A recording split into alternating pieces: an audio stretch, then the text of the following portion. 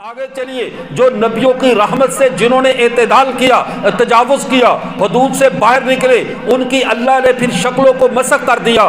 شکل کا مسخ ہو جانا یہ اللہ کی رحمت نہیں ہوتی، یہ اللہ کی ناراضگی ہے۔ کسی کی شکل کو مسخ کر دیا جائے، کسی کی عقل کو مسخ کر دیا جائے، کسی کی ظاہری حیت جو اللہ نے اشرف المخلوقات کی بنائی ہے، اللہ اس کی اس عقل و شکل کو واپس لے لے، یہ اللہ کی طرف سے رحمت نہیں ہے، اللہ کی طرف سے لعنت ہے، اس شخص پہ برستی ہے جو نبی سے بغاوت کر کے سائڈ پہ ہو جائے۔ یہود و نصارہ نے کیا کیا؟ یہودیوں نے اللہ کے حکم کو توڑا۔ حکم بھی کوئی بڑا نہیں توڑا تھا، یہی کہا گیا تھا ہفتے والے دن تو مچھلیوں کا شکار نہ کرنا، ہفتے والے دن اس مخلوق کو تحفظ دینا۔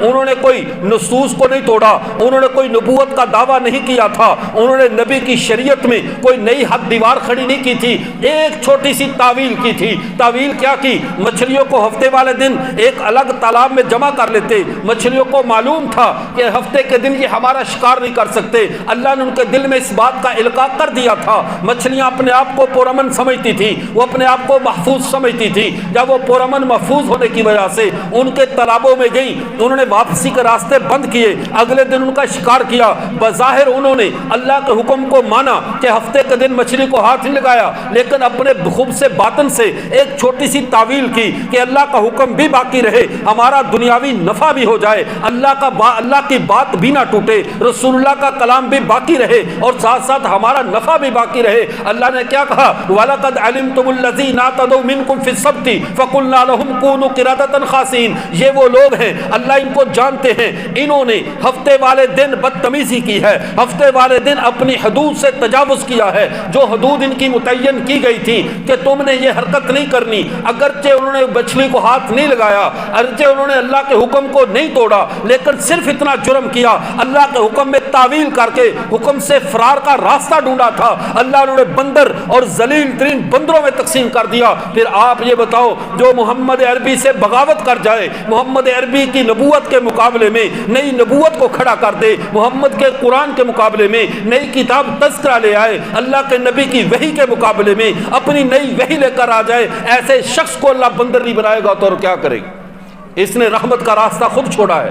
اگر یہ حدود میں رہتا، ہفتے والی حدود میں پابند رہتا اور اللہ کے حکم سے سرتابی نہ کرتا اور اللہ کے حکم کے خلاف بغاوت پہ آمادہ نہ ہوتا، تو نتیجہ یہ نکلتا ہے اس کی شکل انسانوں والی رہتی، اس کو پوری جیسے بندر پورے جنگل میں چھلانگے لگاتا پھرتا ہے، اس کو کسی جگہ قرار نہیں ہوتا، وہ سکون سے 2 لمحے کے لیے بھی کسی درخت کی شاخ پہ نہیں بیٹھ سکتا۔ اللہ نے اس کو اوپر یہ تکلیف مسلط کر دی ہے، اس کی زندگی کا سکون چھین لیا ہے۔ تو جنہوں نے محمد عربی سے بغاوت کی ہے، اور حیرت کی بات آپ حیران ہوں گے، ہمارے وطن عزیز میں، ہمارے بر صغیر پاک و ہند میں جس شخص نے دعویٰ نبوت کیا، جسے دنیا مرزا غلام احمد قادیانی کہتی ہے، اس شخص نے بھی 23 مارچ کو 1899 کو اور بروز ہفتہ اس نے محمد عربی کے مقابلے میں اپنی نئی امت کی بنیاد ڈالی تھی۔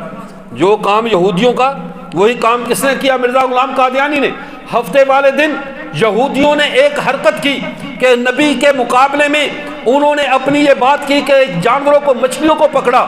اس نے نیا کام کیا، محمد عربی کی امت کو گرفتار کرنے کے لیے جال لگا لیا، اور امت کو پکڑ پکڑ کر اپنے جال سے الگ امت بنانی شروع کر دی۔ اور 23 مارچ 1899 کو اور بروز ہفتہ اس نے وہی جرم کیا جو قوم یہود نے کیا تھا۔ تو اللہ نے اس سے رحمت کا سائبان اتار لیا۔ رحمت کا سائبان ان لوگوں کے لیے ہے جو محمد عربی کو مانے، جو محمد عربی کے مد مقابل نئی نبوت کھڑی کر دے، محمد عربی کی امت کے مقابل نئی امت کھڑی کر دے، محمد عربی کے دین کے مقابل نیا دین لے کر آ جائیں۔ اللہ ان سے رحمت کو ہٹا لیتا ہے، وہ پوری دنیا میں بندروں کی طرح، ان ذلیل بندروں کی طرح وہ چھلانگے لگاتے پھریں گے، لیکن اللہ ان کو دنیا میں امن اور سکون نہیں دے گا۔